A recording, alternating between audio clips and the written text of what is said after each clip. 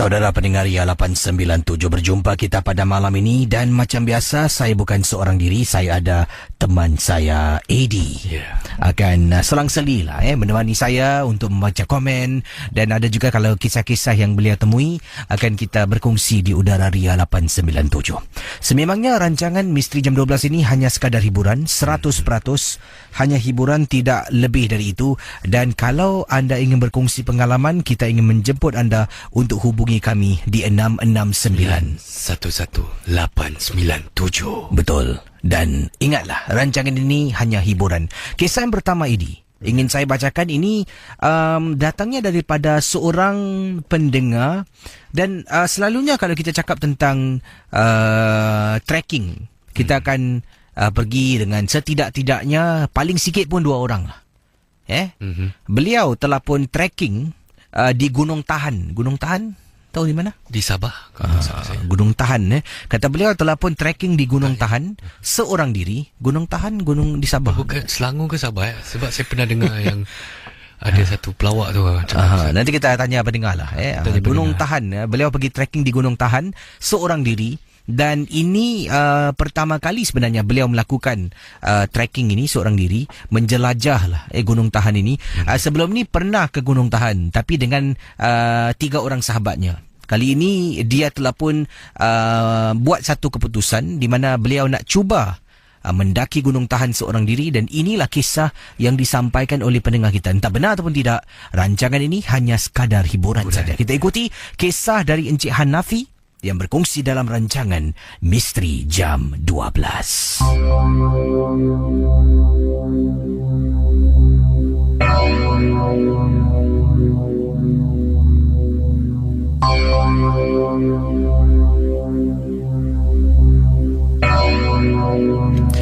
Baik, kisah yang dikirimkan oleh Encik Hanafi agak panjang sedikit. Saya ringkaskan dan saya terus masuk bab yang mana beliau berada di satu sudut, satu ketinggian. Di ketinggian itu Encik Hanafi telah pun berkelah seorang diri sebelum meneruskan perjalanan untuk mendaki Gunung Tahan yang disebutkan di sini. Waktu saya berada di satu ketinggian Gunung Tahan, saya seorang diri, tidak ada sesiapa pun bersama dengan saya. Tempat tu memang sunyi, gelap dan sepi. Saya ni sebenarnya tidaklah takut dengan kehadiran makhluk-makhluk hantu. Betul ke si? Sejujurnya saya katakan bukan nak bongkak ataupun riak, sebab saya tahu benda-benda ni memang wujud. Tapi kalau kita tak ganggu mereka, mereka tak akan mengganggu kita. Saya lebih takut dengan kehadiran binatang-binatang liar seperti ular dan sebagainya. Bila saya dirikan kemah pun mata saya tengok kiri kanan, takut aja ada binatang-binatang liar yang mungkin akan menyerang saya dan mengapa-apakan saya. Setelah kemah saya dirikan, saya pun masuk ke dalam kemah saya. Pada hari yang disebutkan, malam yang disebutkan, Encik Hanafi berada di satu ketinggian Gunung Tahan, di mana pada ketinggian itu angin agak kencang dan kuat. Pada kejadian malam, beliau telah pun berada di gunung tersebut. Anda bayangkan mendengar Ria 897. Encik Hanafi berada di satu ketinggian Gunung Tahan. Pada waktu malam tak boleh teruskan perjalanan, mungkin kerana dah terlampau gelap dan beliau ni seorang diri. Jadi bila mendirikan kemah dalam keadaan malam gelap, angin pada malam itu memang cukup kuat sangat-sangat. Dan Cik Hanafi terpaksa berada dalam kemahnya untuk semalaman sebelum keadaan reda dan beliau boleh kembali untuk mendaki Gunung Tahan seorang diri.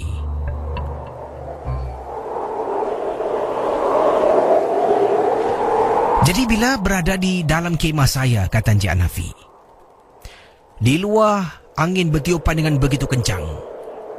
Di dalam saya rasa agak tenang sedikit, tapi kemah saya, Casey, bergoyang, bergegar, seolah-olah macam nak terangkat pun ada.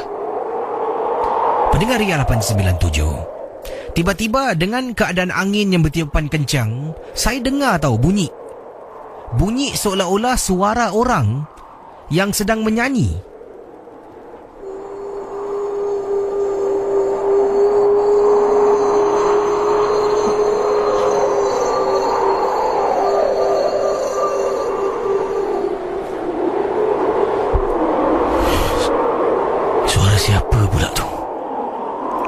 Kata Encik Hanafi, saya buka sedikit pintu pada kemah saya. Tak boleh buka semua. Kalau angin masuk, confirm kena tiup melayang. Saya buka sedikit dan saya tengok daripada bahagian lubang sedikit tu, kalau ada orang di luar kemah saya. Siapa pula yang tadi bersuara?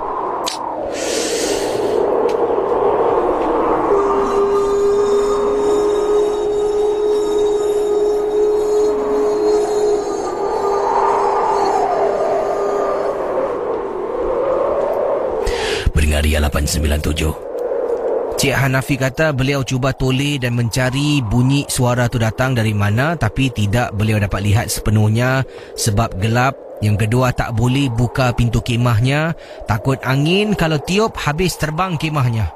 Agak berbahaya. Beliau zip balik dan duduk di dalam kemah.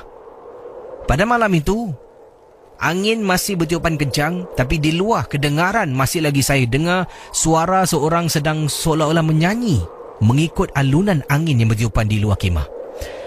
Casey, selepas lebih kurang 1 jam lebih, saya dengar suara yang ada di kawasan luar kemah. Suara tu mula hilang. Saya pun mula nak lelapkan mata. Dah keluarkan sleeping bag, dah letak pun baju saya sebagai bantal. Saya lipat, letakkan untuk alas kepala. Tiba-tiba Casey, saya dengar pada malam tu bunyi seolah-olah suara garau yang ada di luar kemah saya. Datangnya dari mana suara garau ni saya tak pasti, tapi ada di luar kemah saya.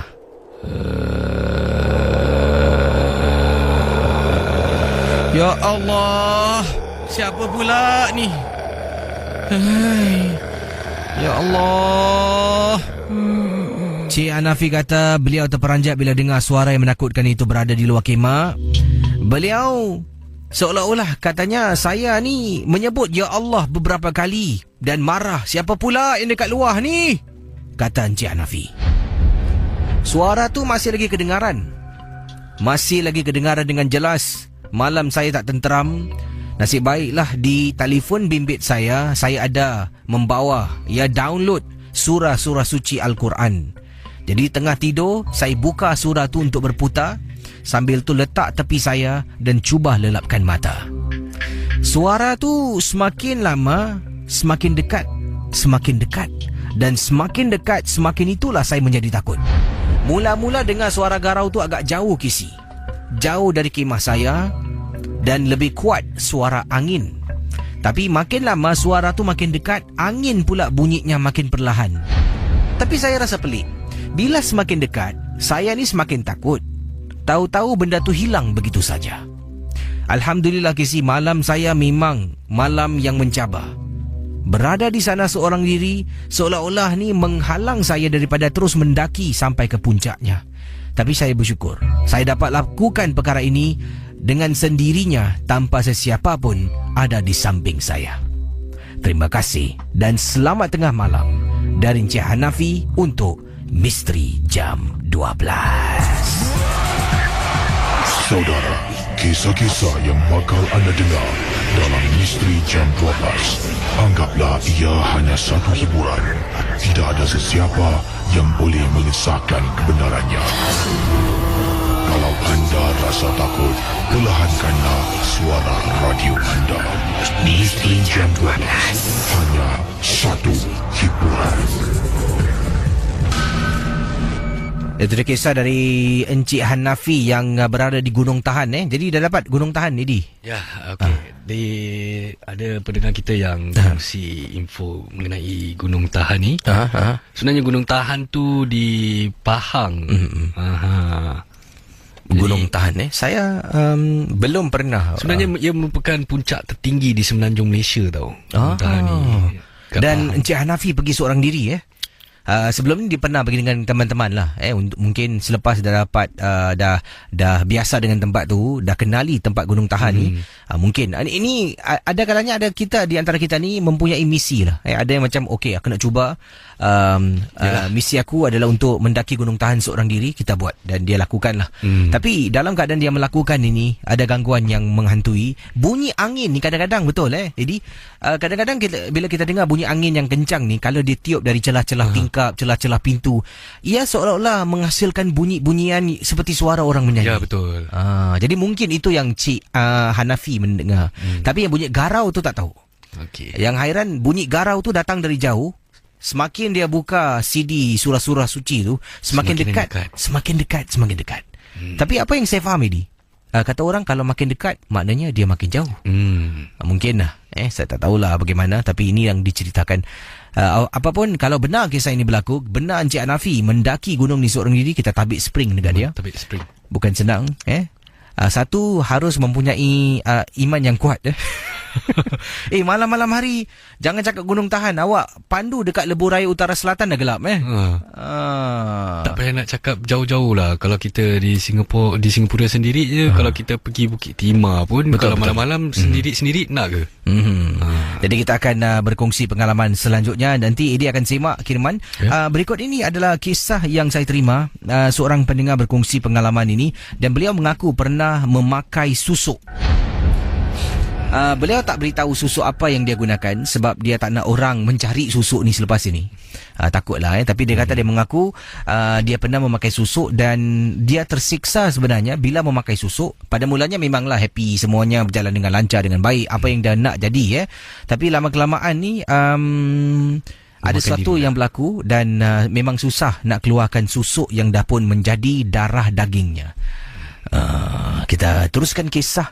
Ini kiriman daripada nama samaran beliau gunakan Shalina dalam rancangan Misteri Jam 12.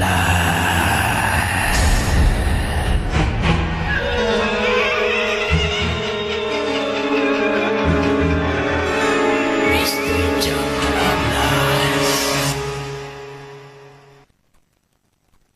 Baik saudara,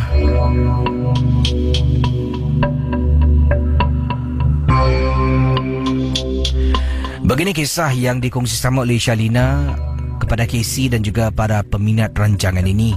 Apa khabar semua? Saya harap kiriman saya ini tidaklah ditolak tepi. Sebabnya saya ingin berkongsi pengalaman peribadi saya sebagai seorang bekas pemakai susuk. Pada mulanya, apa yang saya rancang semua berjalan lancar, semuanya indah, kata Shalina. Susuk yang saya pakai ini adalah susuk, kata beliau, susuk yang saya pakai ini adalah susuk untuk mencantikkan diri. Kemana saya pergi, saya akan dapat perhatian, saya akan dipandang cantik, sayalah wanita yang paling manis kemana sahaja saya pergi. Jadi, sampaikan saya mendapat perhatian, beberapa lelaki yang dah kahwin, yang belum kahwin, yang muda dari saya pun ada Casey. Bukan nak bangga dan megah diri, tapi itulah efek yang ada pada susuk yang saya kenakan. Susuk ini bukan sekali, malah setiap kali saya dah pakai, saya nak tambah lagi, menjadi tamak. Antara pantang larang yang dikenakan bila memakai susuk ini, saya tidak boleh, kata Shalina, makan makanan tertentu. Saya tak nak sebutkanlah makanan-makanan apa yang tak boleh saya kenakan. Bukan sati, dia ketawa. Tapi selain daripada makan makanan benda tertentu, saya juga tidak dibenarkan untuk berjalan di bawah ampaian, iaitu tempat orang jemur-jemur pakaian. Misal kata, sekarang ini rumah-rumah flat di Singapura, kan bahagian belakang adalah tingkap dapur. Dekat tingkap dapur selalunya orang akan jemur baju. Saya tak boleh jalan bawah jemuran. Betul ke si? Tidak boleh. Dan selain dari itu juga, katanya Shalina, saya tidak boleh berjalan di belakang masjid. Jalan depan tak apa, jalan belakang masjid tak boleh dan tak dibenarkan. Begini pengalaman saya apabila mula tanda-tanda yang menakutkan berlaku dalam hidup saya. Susuk yang saya pakai adalah kadam yang telah pun dimasukkan oleh seorang pakcik. Saya kenal pakcik ni daripada seorang sahabat, dan pakcik ni beria-ia sangat. Katanya nak tolong saya sebab saya ni taklah begitu cantik sangat kisi. Jadi saya selepas jumpa dia, sebenarnya niat saya jumpa dengan dia untuk naikkan saya punya self-esteem, naik saya punya semangat diri, keyakinan diri. Itu saja. Tapi pakcik ni telah pun berikan satu offer, tawaran yang lebih lain dari apa yang saya minta. Dia kata, aku boleh kasih apa yang kau nak, self-esteem, yakin diri. Tapi itu semua tak bagus. Aku kasih kau lebih dari itu. Kau nak tak? Selepas saya berfikir, akhirnya saya setuju dengan tawaran pakcik ni. Dia memakaikan saya susuk. Untuk 40 hari yang pertama, saya tak boleh makan makanan yang berdarah. Tak boleh kisi. Ayam berdarah tak boleh makan. Ada jenis-jenis ikan yang berdarah pun tak boleh makan. Ada juga makanan-makanan yang mengandungi darah pun saya tak boleh makan. Antaranya sushi, daripada ikan yang mungkin ada darah, saya tak dibenarkan makan. Jadi, selain dari itu ada juga benda-benda yang lain yang beliau kongsi di sini yang tak perlulah saya bacakan kepada anda semua. Dipendekkan cerita, susuk ni telah pun bersama dengan saya selama 3 lebih tahun. 3 lebih tahun saya bertukar-tukar pasangan macam air kesi. Daripada yang handsome gila sampai yang tak handsome tapi banyak duit, semua saya dah pun matai dengan mereka. Daripada yang single sampaikan suami orang pun saya dah. Tapi setelah 3 tahun lebih, saya rasa saya tidak ada kepuasan. Sebabnya semua cinta saya separuh jalan. Bila pasangan mereka dapat tahu kita bergaduh, tukar lain orang. Tapi pasangan yang lama ni masih lagi nak dengan saya, masih lagi kontak. Tapi isterinya menghalang, tunang menghalang, dan ada juga ibu bapa yang menghalang untuk bersama dengan saya. Pendengar Ria 897, katanya Shalina, saya akhirnya macam rasa tak puas. Setiap kali dapat cinta, cinta saya akan ditarik. Setiap kali dapat cinta, cinta saya akan ditarik. Ini seolah-olah sumpahan pada susuk yang saya pakai. Saya ingatkan dengan adanya susuk ini, saya kelihatan lawa, cantik, ramai akan terpikat dan mungkin senang saya dapat pasangan hidup. Tapi tidak. Memang cantik, memang orang suka, ramai orang suka dengan saya. Tapi cinta saya tidak berkekalan kisi. Malah saya mula nak cari cinta yang abadi, cinta yang kekal, bersama dengan seorang jejaka, dengan seorang lelaki. Dan saya haraplah cinta saya ini akan berkekalan sampai kita kahwin, berumah tangga, dapat anak, sampai kita mati bersama. Tapi bukan mudah. Bukan mudah. Selagi susuk ini dalam badan saya, selagi itulah saya tak akan jumpa cinta sejati. Itu antara syarat yang si pemakai, tukang pakaikan saya susuk tidak beritahu. Dia tidak beritahu, dia sengaja tidak beritahu saya. Dia tak cakap, kalau kau pakai susuk ni, kau akan jadi cantik sangat. Kau akan jadi lawa sangat.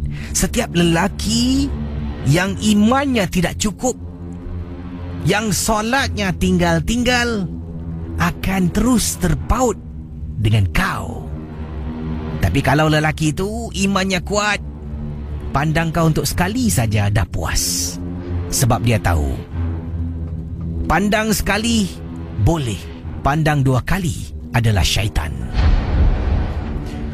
Pakcik ni tidak beritahu pun. Lelaki mana pun saya boleh dapat kalau saya hajatkan, tetapi cinta saya tidak akan kekal. Itu dia tidak beritahu saya. Selepas 3 lebih tahun, saya jumpa pakcik ni lagi. Pakcik, saya dah tak nak pakai susuk ni lagi lah.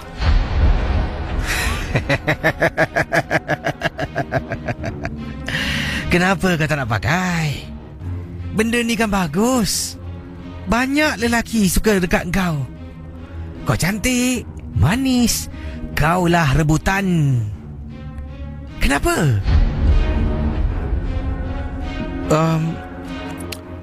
Lelaki yang saya kenal semua tak berkekalan. Semua jodoh saya setengah jalan. Saya dah tak nak lagi lah. Saya nak berumah tangga, saya nak ada suami, saya nak ada anak, saya nak ada keluarga.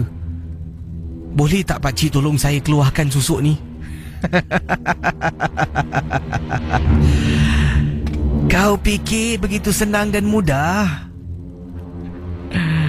Tak boleh, tak boleh. Kalau kau nak, kau kena janji dengan aku.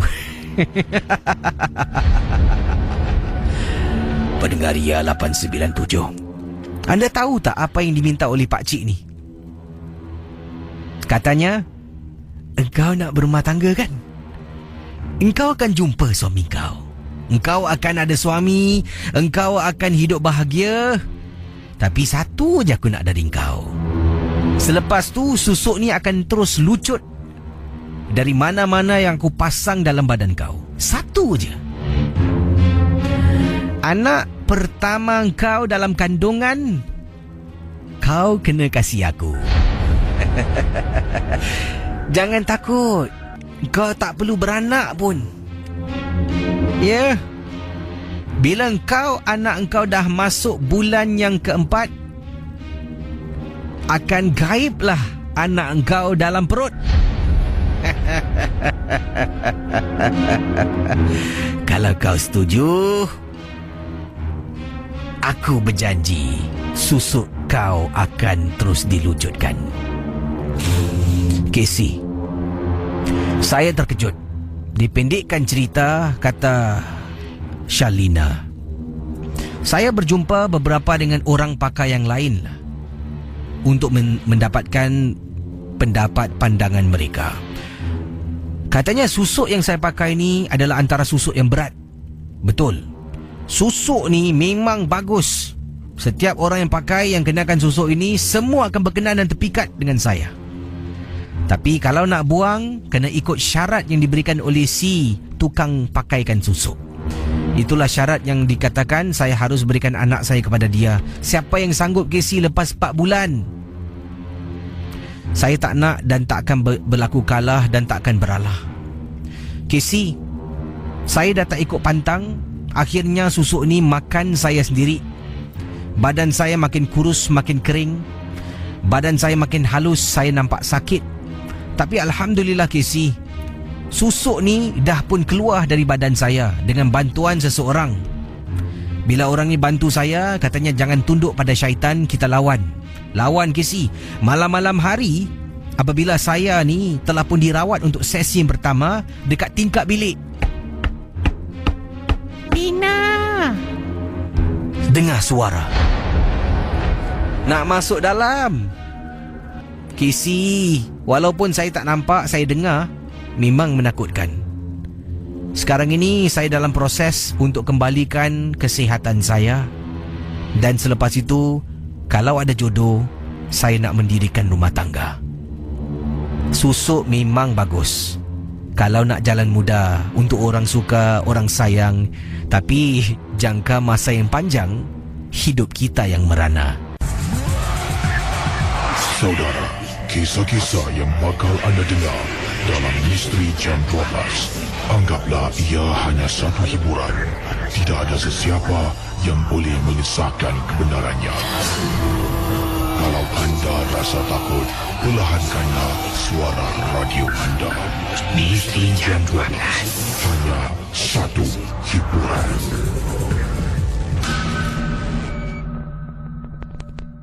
Waktu serang 12.53 pagi. Selamat pagi kepada semua pendengar Misteri Jam 12. Dan tadi kisah daripada Shalina tentang susuk yang dipakai. Sememangnya si pemakai yang tukang pakaikan susuk tu tak nak beritahu apakah antara perkara syarat-syarat. Anda bayangkan, Shalina kata, oh, kau pakai susuk ni, orang akan pandang kau lah cantik, kecuali mereka yang beriman lah, yang solat tak tinggal, itu yang susah sikit, itu akan pandang dan okey dah. Tapi yang lain-lain ni, yang kurang ni, akan terus terpikat dan berkenan dengan Shalina sendiri sebabnya keanggunan, kecantikan, kemanisan yang diberikan dengan memakai susuk ni. Tapi satu syarat yang dikatakan tak diberitahu ni bukan syarat tapi lebih kepada side effect lah. Cinta beliau pada seorang lelaki ni tidak akan berkekalan. Jadi selepas 3 lebih tahun ni dia dah pakai susuk, dia rasa macam kenapa Rasa kosong lagi. Kosong oh segala caci makian. Baik, di Facebook DJ KC saya baru muat naikkan satu video menjemput anda untuk mendengar rancangan MJ12 dan saya bertanya, anda dari mana? Dan kita juga ada teman-teman yang sedang memantau sambil itu mendengar Misteri Jam 12. Kita ada Daniel Haris dari Ceras, Kuala Lumpur. Orang Ceras, Kuala Lumpur sedang mendengar sekarang ini. Kita juga ada JR Go Plated. Katanya cute lah. Cute tak mula. Kita nak seram bukan cute katanya dari Isyun sekarang ni. Terima kasih pada JR Go Plated. Saya dari Singapura Hugang, Raja Iskandar. Siapa lagi? Kita ada Rodia Rahim yang mendengar kami berdua dari Loxley, Alabama, USA. Alabama, man. Ada lagi? Kita ada Nabila Sulaiman, saya dari Serenggun, Kota Singa. Selamat hujung minggu KC dan AD. Terima kasih. Dari Zulfika Cicak Boy, saya dari Chua Chu Kang. Dan juga yang lain-lain akan kita bacakan sebentar nanti. Dan ini mungkin ada kisah yang ini nak ceritakan ke, yang nak kongsi sama dalam rancangan MJ12? Saya ada juga tadi ada satu kenalan saya yang kongsi kisah ni bersama saya. Ini kisah tentang gangguan ke, penampakan ke, macam mana? Dia lebih kepada macam gangguan mungkin ataupun saka. Saya pun kurang pastilah. Tapi kalau nanti bila saya dah kongsi bersama Casey, mungkin Casey boleh. Okey, boleh. Ini simpan dulu kisah anda. Kita akan dengar kisah ini selepas kita putarkan lagu-lagu berikut ini. Tapi sebelum tu, satu lagi kisah yang ringkas ingin saya bacakan di sini.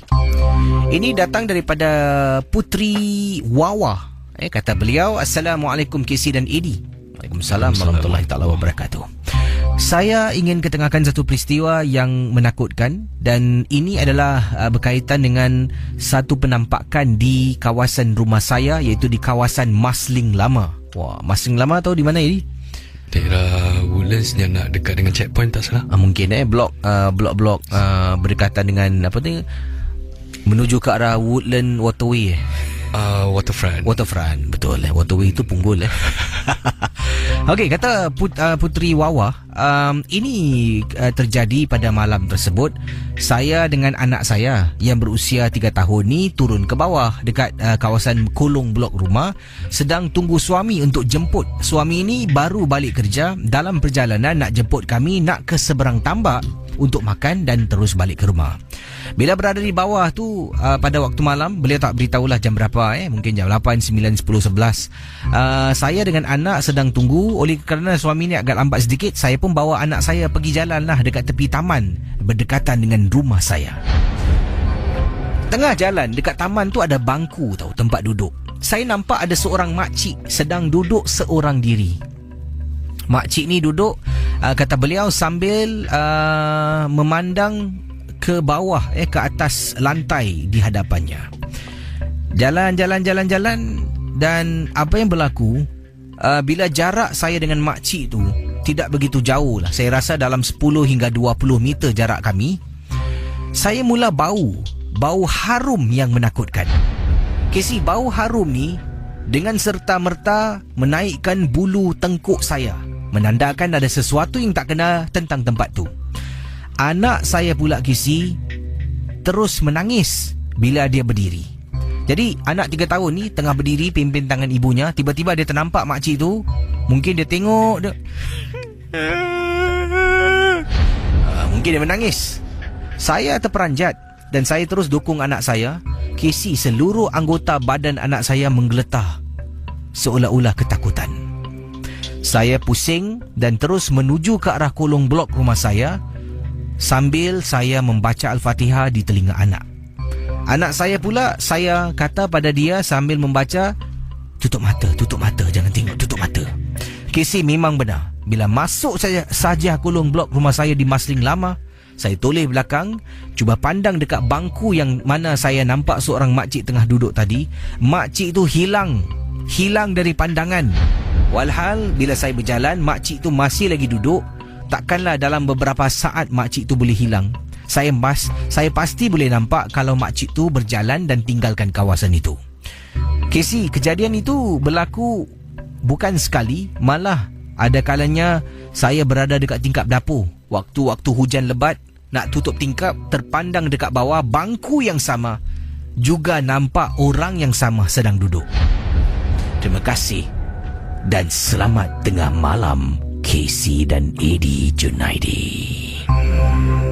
Wah, seram betul Jadi mungkin tak tahulah apa yang dia nampak tu. Yalah, makcik tu hilang dengan tiba-tiba tengah jalan kolong blok tu. Anaknya dapat rasakan, anaknya sampai takut berdiri tengok makcik tu takut. Beliau tiba-tiba bau harum. Orang bau wangi ni orang suka, sedap Tapi katanya bau harum yang menakutkan. Pernah? Ya, kalau bau-bau bunga-bunga ada dia punya bezanya lah. Bunga cempaka. Bunyi pula. Ada beza bau wangi, minyak wangi dengan wangi yang lain-lain. Betul-betul. Bunga cempaka tu seram baunya. Saya pernah pergi ke kawasan tapak tanah perkuburan. Pergi sana untuk dululah ada satu ketika tu MJ12 memainkan audio-audio. Yang mana saya letakkan audio recorder tu dekat kawasan-kawasan sunyi, dan saya biarkan selama lebih kurang sejam. Saya balik konti dan saya akan adunkan lah mana ada bunyi yang saya rasa okey, saya cuba ketengahkan.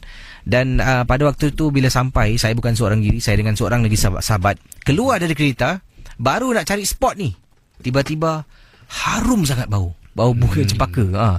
Lepas tu kawan saya yang tegur lah, kata dia macam cuit-cuit saya, dia tunjuk hidung. Saya pun okey.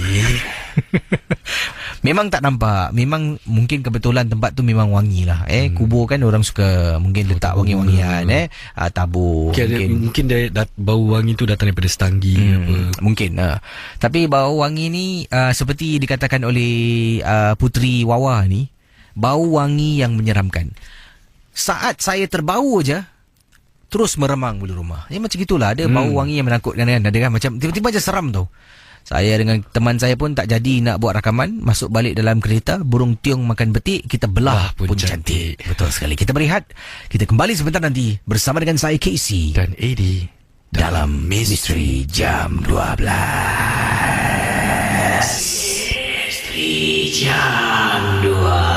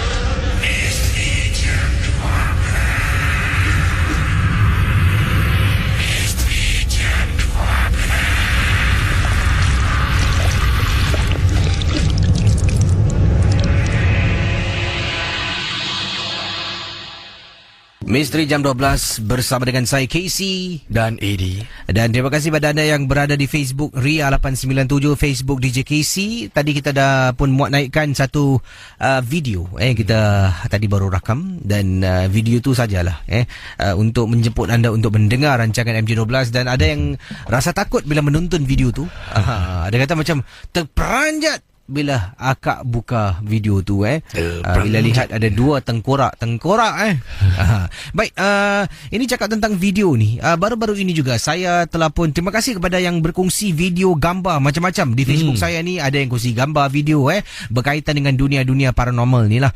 Jadi antara video yang saya terima daripada peminat rancangan MJ12 ni adalah video yang tersebar. Katanya Pontianak terbang dirakam melalui CCTV. Tak tahu sejauh mana kebenarannya. Tapi ini bila saya lihat ni, tempat ni macam tempat yang terlarang sebabnya bahagian tempat ni dipagar dan pagarnya tinggi sangat dan juga kelihatan seperti luar kawasan larangan ni adalah hutan. Dekat hutan itulah di mana terakamnya terbang sesuatu objek ataupun makhluk warna putih dengan begitu laju lah dari satu pohon ke pohon yang lain. Eddie sendiri pernah lihat video tersebut? Belum lagi. Tak belum. Tahu video yang mana punya. Yang ini. Saya putarkan sekejap. Ini nampak ni. Okay, video ni tengok atas ni di bahagian atas ni video tu nanti kita akan kongsi lah. Kalau ada boleh kongsi di Facebook Ria, Facebook saya juga boleh dilihat nanti dah zup terbang. Tapi tak tahulah sejauh mana video ini kesahihannya. Tapi itu yang dikatakan tentang penampakan Pontianak yang terakam di CCTV. Ini kejadian di mana? Ini saya tak pasti. Nanti saya akan cuba selidik. Mungkin ada yang boleh berkongsi sama di manakah kejadian ini berlaku. Sekali pandang macam jalan kampung cantik. Jalan kampung cantik pun ada, Serimbun pun ada. Kan tadi nampak terbang? Mana? Tak nampak? Kalau tak nampak, terbang sepantas kilat lah. Tengok dari sini. Baik, sementara Eddie sedang tengok dia terbang. Dan mungkin ada yang sedang bersama dengan kami. Kalau ingin berkongsi pengalaman, boleh hubungi kami segera di 669-11897 669-11897. Dan setiap kisah ingat hanya satu hiburan saja. Jangan terlampau taksub dan mudah percaya dengan apa yang anda dengar. Baik, saya akan cuba dapatkan satu lagi video. Yang ini mungkin tak sangat lah satu lagi video tu bagus. Tu nampak. Nampak tadi. Nampak tadi. Baik, itulah video. Satu lagi video yang bagus diadunkan semula dan ada slow-mo gambar video Pontianak terbang. Baik, satu lagi tentang yang tadi Eddie katakan ada pendengar-pendengar juga berkongsi Okay, ada pendengar-pendengar kita seperti Ryan Bro, Abdul Jalil Muhammad Shah, ada lagi 2-3 yang hantarkan, yang kongsi bersama kami mengenai satu gambar ni. Yang samalah, mereka semua hantar gambar gambar botol. Macam botol kicap itu, dalamnya ada ular. Kalau tak silap diorang kata saka ular ke apa lah. Wallahualam, saya pun kurang pasti. Tak tahu apa yang mengenai botol ni lah. Botol, dia kata kalau kita memancing ke apa, harus jaga-jagalah. Kalau terserempak ke atau terjumpa benda ni, janganlah dikacau, harus dibiarkan gitu je. Jadi mungkin ada yang dah lihat gambar botol. Di botol tu ada ular yang peram di dalam botol tersebut lah dan juga tak tahulah tutup dengan kain macam kain kuning kalau tak salah saya ni. Kain tu kuning sebab dah lama saya rasa asalnya kain putih. Mungkin lah kain putih dililit ikat dengan benang ataupun tali berwarna merah. Dikatakan itu saka ular.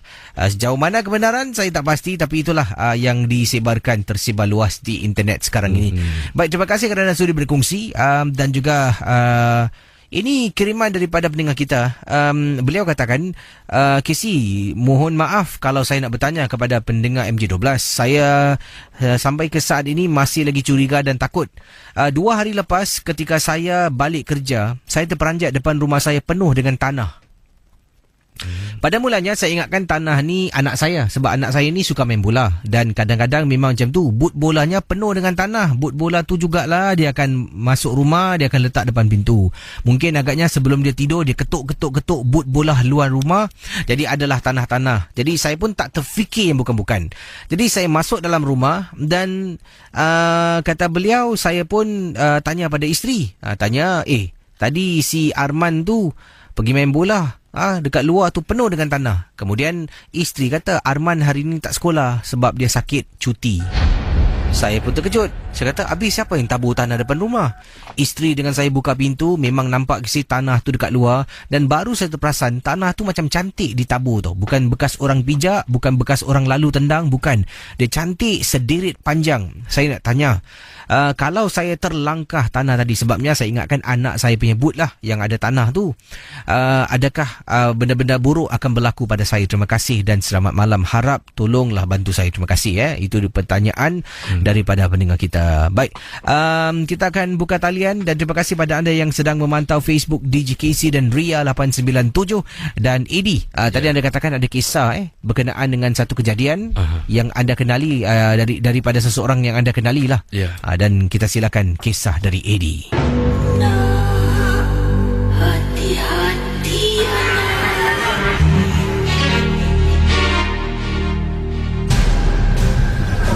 Kisah-kisah yang anda dengar merupakan misteri jam 12. Tidak ada sebarang bukti yang boleh mengesahkan kebenarannya.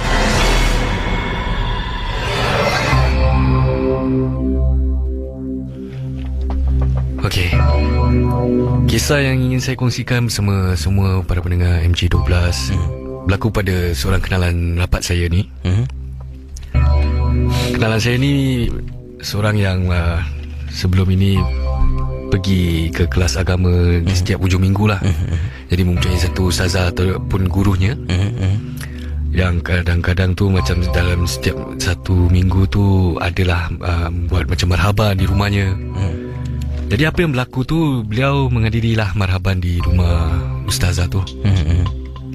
Untuk pendekkan cerita, bila sedang marhaban waktu tu, tak salah saya, bila dia kongsi tu, dia kata selepas sikit lebih kurang macam lepas asar lah.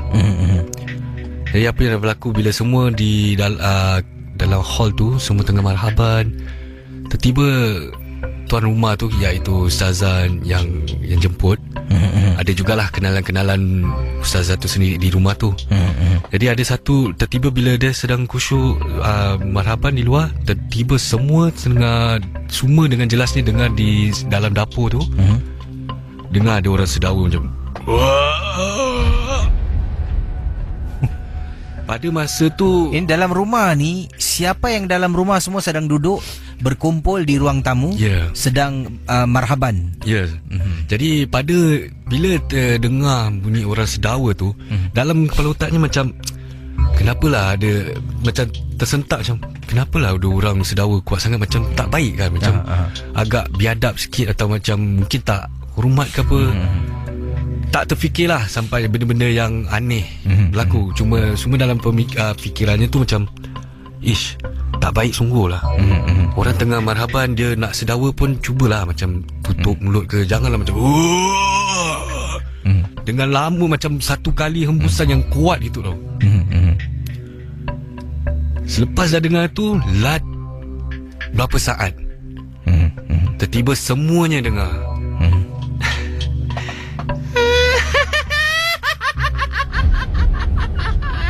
Jadi bunyi yang ketika sedang macam marhaban ni, sekali lagi di kawasan dapur. Tiba-tiba bunyi sendawa yang kuat dari dapur lah. Dari dapur dan terus dengar orang mengilai. Tetapi bila yang semua yang sedang marhaban tu semua cuma macam indah tak indah lah, tak nak fikirkan sangat. Dan diorang nampak lah bila keluar daripada dapur tu, seorang makcik ni dengan macam keadaan macam dah tak kena, macam dah rasa macam dah tak kena gaya gitu, dengan keadaan membungkuk, terus salam tuan rumahnya, terus keluar daripada rumah tu, dipapah oleh anaknya sendiri tu, anaknya. Papa memandangkan rumah tu rumah corner tau Kisi ya. Jadi dalam rumah corner ada yang masih boleh nampak lah bila dia keluar tu sampai ke hujung lat 2 rumah jiran, 2-3 rumah gitu. Ada yang nampak bila dipapah anaknya keluar daripada rumah tu, bila dah sampai hujung gitu, baru dia boleh macam berapa saat tu baru macam boleh berdiri dengan betul, baru dia boleh pakai kasut, lepas tu baru beredar daripada tempat tu. Jadi apa sebenarnya yang mencetuskan beliau ni seolah-olah dalam keadaan sedemikian? Itulah yang sehingga kini menjadi tanda tanya lah. Kenapa bila... Tapi hanya dalam beberapa minit lah beliau dalam keadaan tak terkawal tadi itulah. Yang tak terkawal tu ialah bila dalam berapa minit tu, bila terdengar bunyi sendawa yang kuat, yang panjang, senafas gitu. Lat beberapa saat lepas sendawa tu, tertiba dengar orang mengilai. Jadi selepas tu dia kembali macam biasalah. Terus bila dah terjadinya kejadian tu, dia terus keluar daripada rumah tu. Dah salam, dia tak sempat salam yang semua tu. Dia macam dah tak kena gaya, dah tak tentu arah gitu. Dia salam orang rumahnya je. Tuan rumah tu, orang rumah pula. Tuan rumah lepas tu keluar daripada rumah. Bila dia nak keluar tu pun macam dalam keadaan yang susah, harus dipapau oleh anak sendiri. Dah keluar dah jauh sedikit dah luar tu, baru ada yang nampak lah. Jadi bila selepas marhaban tu semua yang kongsi-kongsi cerita kan, kata, oh dia tadi memang susah nak jalan tu. Bila dah hujung situ, dah nak dekat dengan lift lobby tu, baru macam boleh berdiri. Dah lama sikit dah boleh berdiri, baru keluar, baru semua jalan macam biasa.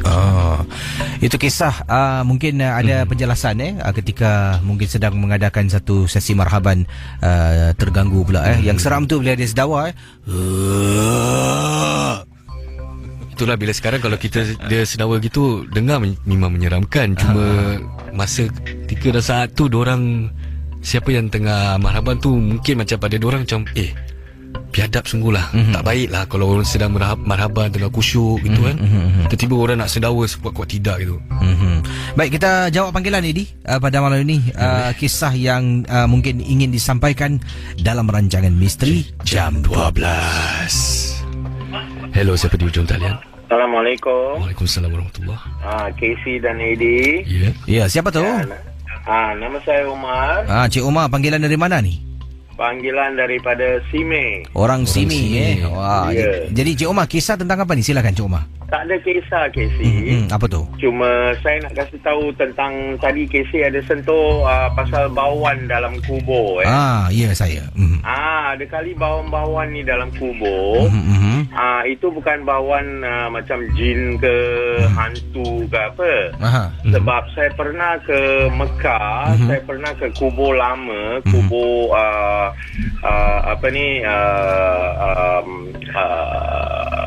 Ansar-Ansar ni. Baunya harum betul, Casey. Cukup harum. Dan yang ada kubur di Singapura juga, saya ada pernah pergi ke kubur-kubur orang alim. Ada saudara-saudara saya juga. Kuburnya sampai di sana memang harum aja baunya. Jadi bukan kata bau harum tu aja, mesti ada benda. Tapi itu kebesaran Allah lah kan. Orang yang soleh ya. Jadi itulah kuburnya, itu tanda yang kebesaran Allah tu ada di situlah. Jadi kita tahu. Itu saja. Terima kasih Cik Omar. Terima kasih Cik Omar. Terima kasih. Baik, kembali itu dia penjelasan dari Cik Omar, pendapat pandangan beliau. Silakan 66911897. Yang ini kiriman tak tahulah macam mana saya nak percaya ataupun tidak pengalaman ini daripada pendengar kita bernama mana ni ni dia. Dari pendengar kita yang bernama Fir. Katanya, Assalamualaikum Gisi. Waalaikumsalam.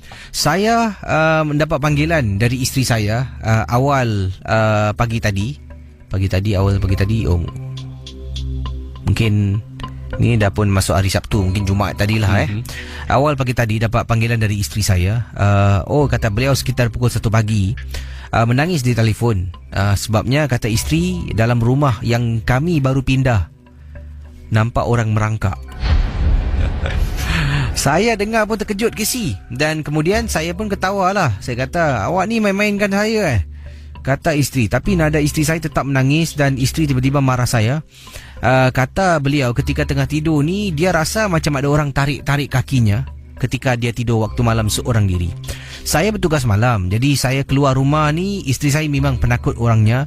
Dah beberapa kali saya convince lah. Saya cuba kasih dia kata-kata semangat supaya duduk dalam rumah seorang diri. Kalau tidak, Casey, dia tak nak tinggal. Kalau saya duduk, kalau saya tidak ada di rumah dengan dia tak nak duduk dalam rumah tu. Saya kena hantar rumah mak dengan rumah kami agak jauh sedikit. Jadi kalau hari-hari kena ulang alik setiap kali saya bertugas shift malam, memang memenatkan saya dan memakan masa. Jadi selepas saya kata pada beliau, barulah dia nak duduk dalam rumah tu. Tapi sebelum keluar, lampu semua kena buka. Ruang tamu, lampu tandas, lampu dapur, lampu bilik-bilik yang lain harus saya nyalakan, baru dia berada dalam bilik untuk tidur. Jadi bila dia dalam bilik tengah nak tidur, dia terasa macam ada orang tarik kakinya beberapa kali. Dia cuba alihkan kakinya, ditarik lagi. Bila dia buka mata, daripada katil tu macam laju tahu, ada benda merangkak keluar dari bilik dan keluar daripada kawasan itu. Itulah yang buat isteri saya terperanjat dan dia terpekik seketika, menangis. Nasib baiklah telefon rumah ada di tepinya. Dia pun menelefon saya dan itulah yang dia ceritakan pada saya. Mati-mati isteri saya suruh saya balik pada malam tu untuk berjumpa dengan dia. Saya cuba bercakap dengan dia dengan cara baik dan saya cuba berkata dengan dia, saya ni bertugas dan tak boleh tinggalkan rumah tu. Barulah dapat dia tenangkan diri dan saya temankan dia, isteri pergi ke depan pintu bilik untuk tutup pintu bilik dan terus kembali ke katil untuk tidur. Tapi semalaman tak boleh tidur, Casey. Setiap beberapa minit dia mesti mesej saya, buat apa, tengah buat apa. Dan itulah kisah yang diceritakan berlaku awal pagi tadi. Terima kasih dan selamat tengah malam, kata beliau.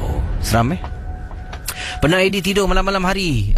Mungkin di hotel ke, anda bercuti ada orang tarik-tarik kaki ke? Alhamdulillah tak ada. Ada orang pernah kisah macam tidur dia kacau, ibu jari ditarik. Dan cakap tentang tarik kaki ni, saya pernah ketengahkan satu peristiwa dahulu.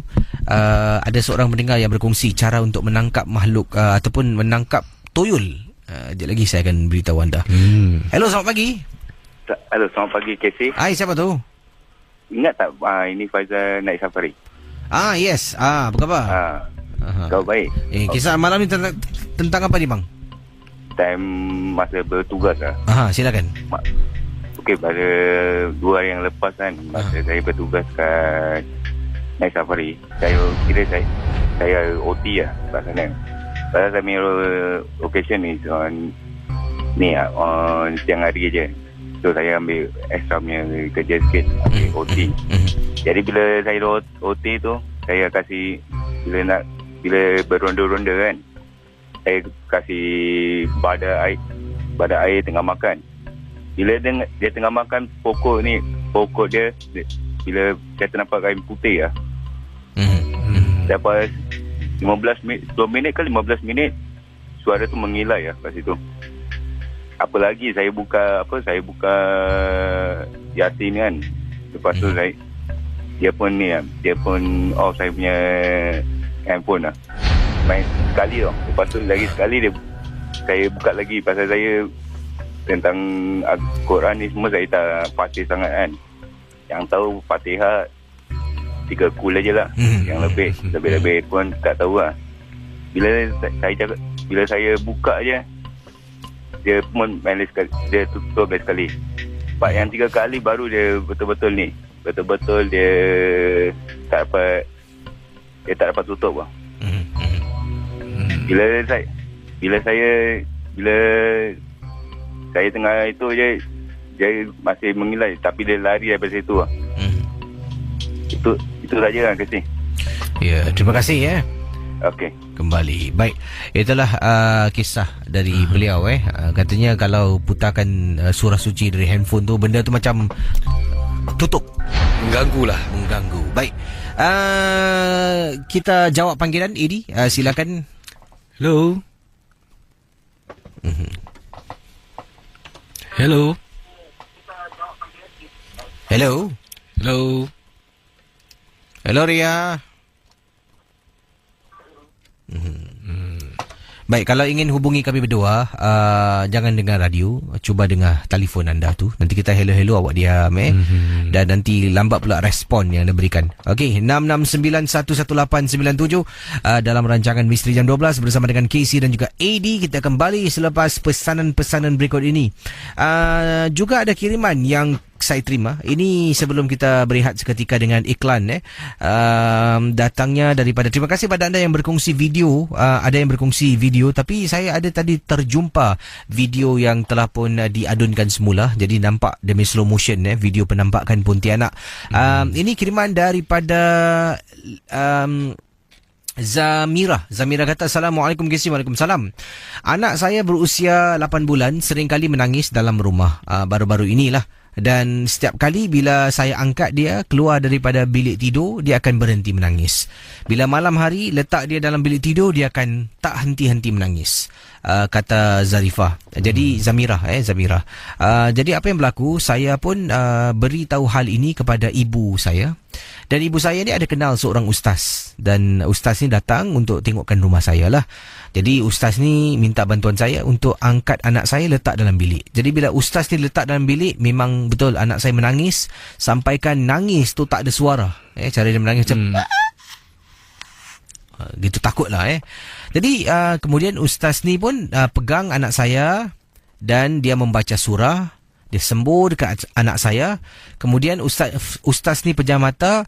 Bila ustaz pejam mata, dia buka mata balik, saya dengar tau dia cakap, Astaghfirullahalazim. Macam ustaz sendiri terperanjat. Mungkin dia ternampak sesuatu yang saya dengan ibu saya tak nampak. Dia tutup mata, dia buka mata seketika, dia terperanjat istighfar. Dan kata beliau di sini, kemudian ustaz ni kata, angkat anak awak keluar sekejap.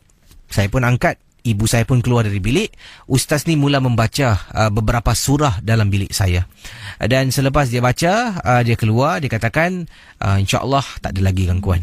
Ya, saya pun terima kasih dengan dia lah. Jadi dia pun pulang dan saya rasa macam takut juga Casey nak duduk dalam bilik tu. Setelah terdengar ustaz tu istighfar, mungkin ternampak sesuatu lah. Tak apalah, saya pun percaya ustaz tu telah pun membantulah dengan izinnya. Kembali dalam bilik dan Alhamdulillah anak saya bila masuk dalam bilik tu balik pada malam yang sama tak nangis lagi. Saya masih tertanya, ibu saya pun tertanya. Ibu saya pernah tanya dengan ustaz tu lah selepas 2 hari. Tanya, ustaz nampak apa? Kata tak kisahlah. Yang penting sekali rumah tu dah bersih. Agak-agak apa ustaz tu nampak sampai terpanjat Agak-agak Edi. Mungkin nampak benda apa yang anda rasa yang boleh buat mungkin kita terperanjat Mungkin saya rasa tengah nampak ada sesuatu baring di atas katil. Baring, mulutnya tenganga, rambut panjang. Lidah mata tu betul-betul pandang. Lepas tu lidah terjelir keluar dengan gigi taring panjang.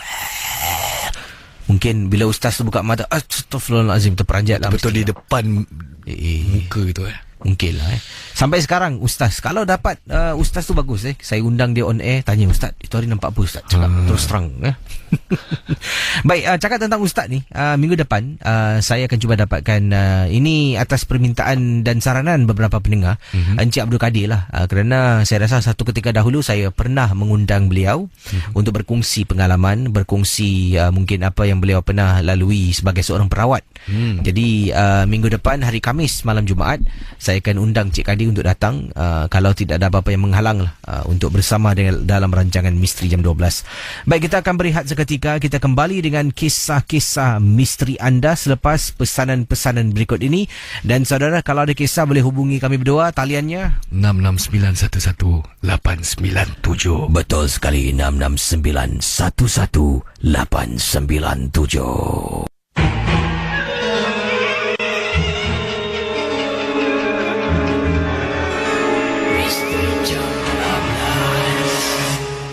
Kita jawab panggilan 66911897. Hello, selamat pagi. Halo, Casey, apa kabar? Pak Raden ya? Ya, Pak Raden, silakan Pak Raden. Ini ada kronik kes ya. Ya, silakan. Ini Pak cakap cuba nak ringkas lah, belajar disiplin sikit lah. Silakan Pak. Banyak orang kutuk-kutuk aku, sedih aku ingat korang macam keluarga. Bukan kutuk Pak Raden, sayang. Mereka semua sayang Pak Raden. Ya, syukurlah kalau sayang kaya korang dalam iman, dalam rezeki. .com jadi millionaire nanti. Ada yang gurau-gurau kasar. Ya, gurau, tak apa. Pak Raden tak kisah, Pak Raden sayang. Everybody, whether regardless race or religion, I still love you all. Betul Pak Raden. Ya, Pak Raden kisah ni malam. Satu, ya? Boleh? Silakan, boleh. Ni Pak Raden cakap satu, ikhlas. Casey percaya tak? Ajal maut, jodoh pertemuan adalah di tangan Allah Ta'ala atau pertemuan takdir. Tapi ini ada satu kes kronik, maybe orang takkan believe. Kadang-kadang Pak Din ni ada aneh Casey. Ini ada satu kes kronik, Casey percaya tak? Dia ada juga cinta macam Romeo dan Juliet. Seperti Laila Majnun. Rupanya di zaman sekarang ni wujud juga kasih sejati, true love do exist, in this modern world. Casey tahu apa tak? Seorang ibu Casey, dia amat sedih. Sebab apa tak Casey? Anak dia, laki-laki dia tak boleh terima orang kata apa tahu kematian isteri dia Casey. Because dia orang dah married for almost 7 years. Sekali macam mana dia orang, the wife orang kata Casey, die in a tragic accident lah Casey, dekat tepi luar negeri lah, somewhere dekat Malaysia. Jadi so dia orang dah balik, orang kata kira waktu dong travel, so tragic happen to them. Dalam 3-4 hari the wife tu koma, kesian, kembali ke rahmatullah. Sedih aku. Jadi apa nak buat, Pak dia cakap ikhlas. After the date of this man, dia dah tak boleh kerja Casey. So dia dapat, dia minta kerja dia tu, bos dia unpaid leave. So out of courtesy, ada juga company yang baik, orang kata maybe dia nak over the grief lah, dia nak hilangkan hibah dia. Tapi Casey, ini Pak dia cakap ikhlas tau. Apa yang kadang-kadang Casey, wujudnya cinta seseorang teramat sangat sampai isterinya tak ada pun, dia terima kenyataan, tapi hanya di di bibir dia, tapi di hati jiwa raganya begitu merindu isterinya. Ini bukan dia tak terima hakikat qada dan qadar ilahi yang isterinya telah kembali. Tapi ini Pak dia cakap ikhlas. Apa terjadi? Yang Pak dia kes satu kronik kes yang alam misteri pula.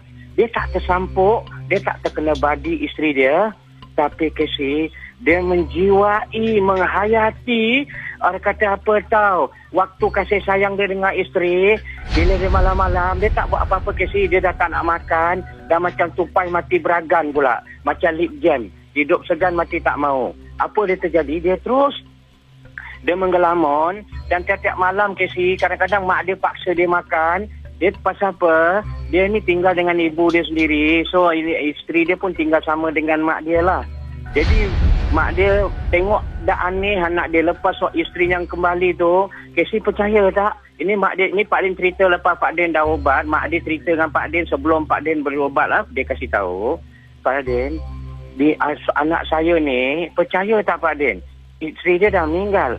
Dia bila nak makan, dia tengok gambar dia, dia cakap, darling, makan darling? Lah, makan lah. Alah sedih. Dia berbual dengan gambar isteri dia Casey. Nanti bila dia nak tidur, kadang-kadang dia peluk gambar bini dia dengan gambar kahwin dia. Kadang-kadang dia masa, alamak sedih. Periksa apa tak? Bila nak tidur, dia kata, darling, ni kita tidur sayang. Kita tengok. Begitu juga, kalau orang ingat Pak Din buat cerita. Ini dipanggil, you know not? Every man, every manusia, kita tak tahu Casey, ada juga wujud orang yang menjiwai kasih sayang teramat sangat. That's why orang putih cakap, the love is the person that, orang yang dah meninggal tu dah meninggal, but the love lingers on. Itu pasal Desmond orang cakap, ini dah cakap kau dah mati, tapi cinta kau tu masih hidup inside my soul. Jadi apa terjadi? Bila dia malam dia tak nak kerja. Jadi dalam dia unpaid leave ni, dia dah tak terurus, janggut dia dah misai, dia dah mula keluar. Dah sikit rambut dia pun dah shabby. Kalau orang putih cakap haggard lah. Dah tak terus, dah macam romos, dah macam rimas gitu. Jadi mak dia cakap, Pak Radin, saya minta bantuan Pak Radin. Memang anak saya ni tak tersampuk saya rasa. Tapi dia dah mula apa tak Casey, tekanan jiwa yang teramat sangat. Ini dipanggil apa tahu? A psychological impact of someone that you love mendadak lah Casey. Itu pasal dalam kematian Casey, two thing yang orang boleh terima, orang tak boleh terima kematian. Orang yang kita sayang die spontaneously. Cuba kalau macam Casey jumpa satu kawan member lama, sekali dengar besok tak sampai 2-3 hari dia dekat surat khabar, gambar Fatihah dia. Mungkin kita tak impact lah pasal dia bukan kita sayang. Tapi kalau dia meninggal waktu dia sakit dalam koma dia gini atau dia gini, kita accept the fact. Tapi dia ni, isteri dia dah koma tapi dia tak ada dia gini. Potong cerita, Jadi dia dah mengelamun. Setiap kali dia makan, setiap kali nanti dia nak keluar pergi beli rokok, kadang-kadang dia dah, mak dia cakap, Pak Din, dia tak pernah isap rokok dah lama, dia jadi heavy smoker, Pak Din. Apa dah? Nanti dia tengok gambar dia, mak dia perasan, dia tak macam dah tak lupa diri. Jadi apa dia buat? Dia cakap, Jang, abang balik, abang turun bawah yang nanti abang gini Orang kata nanti just wait lah. You know not talking to a person that's dead, make believe that the wife is accompanying her, seperti isterinya tu hadir di sentiasa di dalam diri dia, jiwa dia. Alangkah setianya. Allah, sedih aku. Jadi apa nak buat, Pak dia dekat ikhlas apa yang terjadi. Jadi apa yang ini, mak dia tu panggil undang Pak Radin, dan Pak Radin kasih tahu, baiklah Pak Radin, apakah anak saya ni dah naik otak tak betul ke, atau dah sakit jiwa? Maaf saya kata, bukan saya nak hina anak saya sendiri. Ini dia dah tak sadar. Kadang bila malam dia senyum-senyum, dia tengok gambar bini dia, kadang-kadang apa dia taruh sebelah. Pak dia cakap, dia solat tak? Dia solat, Pak Din. Pak dia cakap, kalau kita .com solat pun, kalau macam mana pun, kalau love dah bersemi dekat dalam diri macam mana. Banyak juga orang yang solat pun kadang-kadang ada masa, kadang-kadang bikin macam-macam juga. Jadi pokok pangkal, solat adalah tiang agama, tapi kadang-kadang mungkin ini hati dia berkesan, solat tu suci. Jadi Pak Din cakap ikhlas, okey, sama, baiklah saya bantu. Tapi Pak Din cakap dengan dia, kasih Pak Din jumpa lah. Jadi Pak Din potong cerita, Pak Din dia jumpa, dan Pak Din berbual lah dengan this man. Pak Din cakap, every person in this world, you got to accept the fact in life, the good, the bad, the ugly, sometimes you must accept.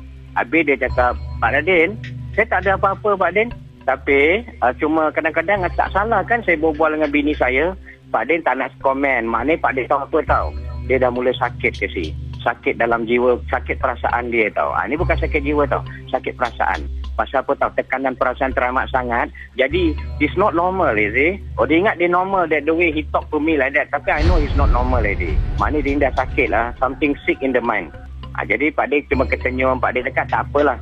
Jadi Pak Din kasih tahu dengan mak dia, Pak Din cuma dakwahkan dia sikit, kalau awak ingat cuma fatihahkan dia lah. Saya selalu fatihahkan dia. Lepas tu dia berbual, Pak Din tahu tak, bini saya ni dia lawa kan Pak Din, dia cantik. Saya fall in love dengan dia waktu kawan sekolah sampai sekarang. Daripada situ dia membebel pasal bini dia, seperti dia puji-puji, maknanya Pak Din tahu something wrong somewhere. Jadi Pak Din tak nak buat apa-apa. Jadi Pak Din cuma Pak Din cakap dengan inilah, mak dia kasih tahu, dia pujuk, ini Pak Radin ni nak tolong kau. Orang kata kalau boleh biar ini. Tapi dia kata tak payah tolong lah mak, saya tak sakit. Pak Din jangan marah lah, saya tak ada apa-apa sakit lah. Tapi Pak Din cakap dengan dia, when a man is sick, you cannot say that he's sick. Nanti dia sick tak boleh terima kenyataan. Makin dia gini. Macam orang, kalau macam orang tu dah gila nak makan nasi padang pun, kalau kau suruh dia makan tosai di tanah, nanti dia cari nasi padang juga. Jadi Pak Din dengan ikhlasnya, Pak Din cakap dengan mak dia, tak apalah, cuma satu je Pak Din cakap. Orang kata kirakan, awak seorang ibu, awak boleh bantu. Because the power of the mother is very strong. Sebab dia keluar daripada rahim perut kau. So Pak Din ajar dia jugalah, selain Pak Din tolong. Pak Din cakap setiap malam, orang kata kirakan, ada bila malam ke apa, awak doakan anak awak lah. Atau tak ada kerja, awak kasih dia minum air. Orang kata selawat ke apa yang patut, tiup dan niat yang terbaik. Dan kalau awak masak nasi ke masak apa, doalah. Tapi cuma satu yang Pak Din buat, Pak Din buangkan apa tau Casey, ini apa tau, kronik gila kasih asmara kepada isterinya sampai dia berbual seperti make believe wife dia tu alive. Dan akhirnya Pak Din dapat, tak nak cerita macam mana, Pak Din dapat tolong. Cuma ilmiah cerita Pak Radin ni ada juga di antara, zaman sekarang walaupun zaman kebendaan materialistik, true love do exist. Tapi Pak Din dapat tolong dan akhirnya pemuda tu dah pulih. Itu saja ya. Assalamualaikum. Waalaikumsalam warahmatullahi ta'ala wabarakatuh. Itu kisah dari Pak Radin yang berkongsi tentang seorang lelaki ini. Isterinya dah meninggal dunia tapi dia tetap rasakan macam isterinya ada di sampingnya. Dia tetap ada bayang-bayangan mengaku dia, yang isterinya ada. Sampaikan dia nak perkenalkan Pak Radin pada isteri. Isteri saya cantik Pak Radin. Cantik Pak Radin. Ini apa, Pak Radin berbual dengan Pak Radin? Tak adalah. Oh tak. Jadi saya rasa dah pun sampai di penghujung rancangan Misteri Jam 12. Casey dan Eddie harus undurkan diri. Jumpa ada Eddie hari Isnin. Ya betul, hari Isnin. Dan kisah-kisah pada malam ini kita anggap hanya sekadar hiburan. Jangan mudah percaya, jangan terikut-ikut, itu yang penting sangat-sangat lah. Dan semoga kalau ada kisah yang boleh kita ambil sebagai satu iktibar ataupun pengajaran, mengapa tidak lah. Seperti kisah susuk tadi. Mula-mula dia kata pakai susuk best, semua lelaki akan berkenan terpikat pada dirinya. Jadi akhirnya bila dia inginkan kasih sayang, cinta yang kekal, cinta yang selama, yang berpanjangan lah, misal katalah, cinta yang berpanjangan ni dia tak dapat. Ada pergi ada balik lah orang panggil ni. Betul, Edi. Jadi kalau beliau ceritakan tadi cuba berjumpa dengan pakar yang pakaikan susuk, dia ketawa, babe, kata kalau kau nak boleh, anak yang pertama kau kasih aku lepas 4 bulan. Macam mana tu? Jadi macam-macam kisah. Saya mohon maaf kalau mungkin tak sempat untuk saya bacakan beberapa kisah ataupun pengalaman anda bertemankan Casey dan Edi Junadi pada hari Isnin nanti dalam Geng Burung Hantu.